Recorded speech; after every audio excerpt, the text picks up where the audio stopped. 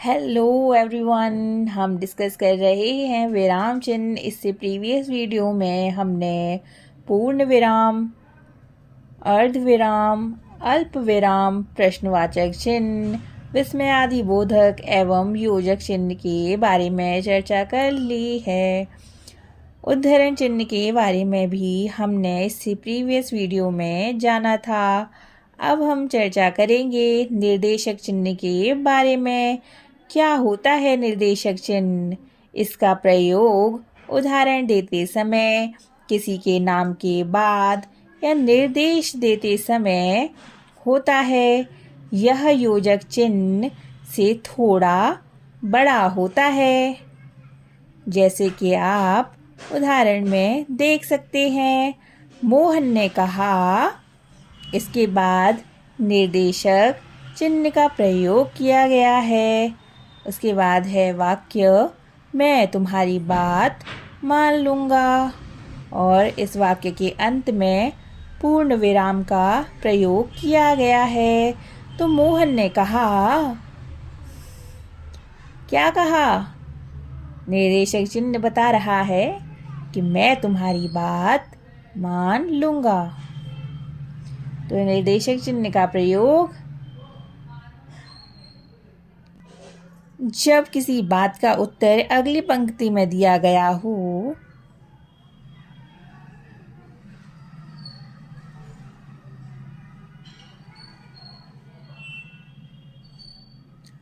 वहाँ हम विवरण चिन्ह का प्रयोग करते हैं, लेकिन निर्देशक चिन्ह का प्रयोग होता है उदाहरण की ओर संकेत करने वाले या निर्देश वाक्य के बाद प्रयुक्त होने वाले चिन्ह निर्देशक चिन्ह कहलाते हैं। आप नीचे उदाहरण में देखिए अब विवरण चिन्ह के बारे में।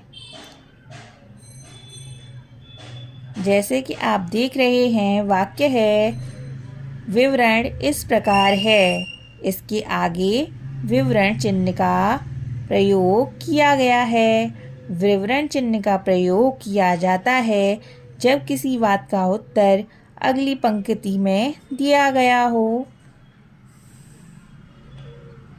अब हम जानेंगे कुछ अन्य चिन्ह के बारे में, जैसे कि लाघव चिन्ह। यह चिन्ह तब लगाया जाता है जब पूरा शब्द न लिखकर उसका संक्षिप्त रूप लिखा जा रहा हो। जैसा कि आप देख सकते हैं उदाहरण में, डॉक्टर। डॉक्टर के आगे इसका शॉर्ट फॉर्म दिया गया है और लाघव चिन्ह का प्रयोग किया गया है। उसी प्रकार पंडित।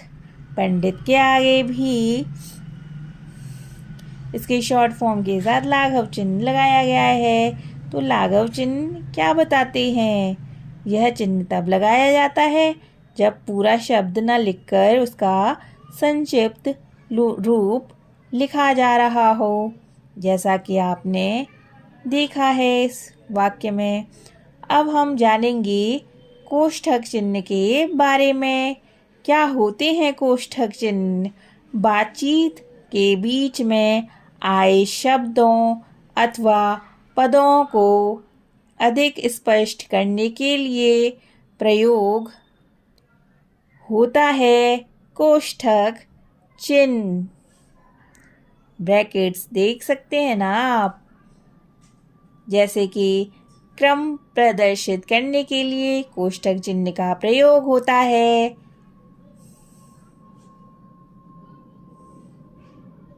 वाक्य के भीतर आए किसी शब्द को स्पष्ट करने के लिए भी कोष्ठक चिन्ह का प्रयोग होता है। जैसे वाक्य है, अपने भाइयों। कोष्ठक चिन्ह के अंदर है, भरत, लक्ष्मण और शत्रुघ्न के प्रति राम के मन में बहुत प्रेम था। अब जानेंगे हम अन्य प्रयोग कोष्ठक चिन्ह के बारे में, जैसे कि नाटक के पात्रों के क्रियाकलाप की सूचना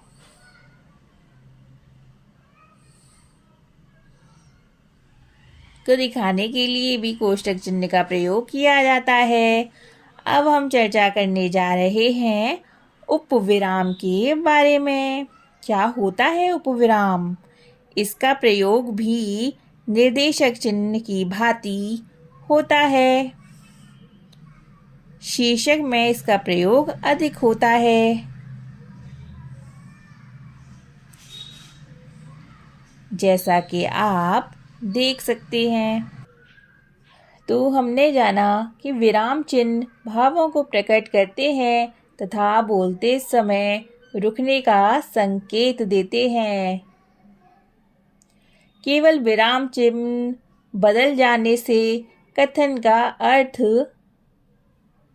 बदल जाता है। योजक चिन्ह और निर्देशक चिन्ह में आकार भर का अंतर होता है और योजक चिन्ह में और निर्देशक चिन्ह में क्या अंतर होता है ये आप बताएं कमेंट बॉक्स में लिखकर।